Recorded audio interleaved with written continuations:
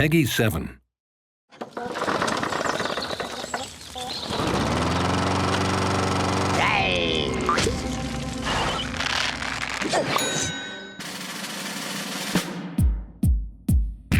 The next update for Plants vs. Zombies Garden Warfare is Suburbination. We're very, very excited about it. It's a huge DLC pack for us. It's going to have a brand new map called Crash Course. It's basically a desert-style suburbia on one side of the map and a golf course on the other side. But to make things interesting, the zombies decided to crash land their Zomboss blimp right in the middle of the map. It's got a nice bridge directly in the middle, which players have to cross, and we actually have the capture point underneath the bridge. And there's sniper points on either side of the bridge and valley that are great for ranged players to take down. The game mode Suburbination is our take on a classic domination style game mode where the plants and zombies are fighting for control of 3 strategic locations in a map. So once you actually capture all 3 bases for your team, you put the other team in a sort of state of suburbination, as we call it. And that's basically, you have the other team in complete lockdown mode, and they have to try to get at least one objective back from you. Otherwise, your team is just going to sit back and just earn lots of coins.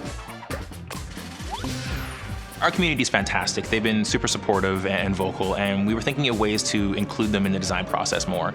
So we held a contest to vote on the new Peashooter design. We took in hundreds of submissions of concept art and cool characters that people had created. We narrowed that down to a smaller field, voted on those internally, and then presented the top picks onto Facebook for fans to vote. The character that was selected was called the Plasma Pea Shooter. He's sort of got a cosmic flavor to him. His weapon is very similar to the Future Cactus, where he can fire off a bunch of quick, plasma pea bursts, but he can hold and charge it for like the ultimate plasma blast.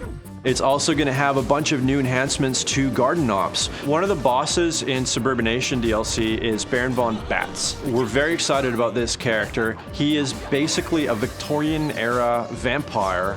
And he can sort of like dodge around and warp and disappear and come out of nowhere. He can also summon little zombie minions that fight for him. So you mix all of that together, and we think we've got this really crazy new boss that we think everybody's just going to love playing against. In addition to that, literally somewhere in the world there is a treasure Yeti, and he's got tons of treasure. And every time you shoot him, treasure's going to come flying out of his sack. All the teammates are basically going to be chasing this guy all the way around the map. Meanwhile, their garden is, being attacked by zombies. So they got to kind of balance out how greedy are you going to get chasing this guy versus how much do you want to play the team game and try to protect your garden.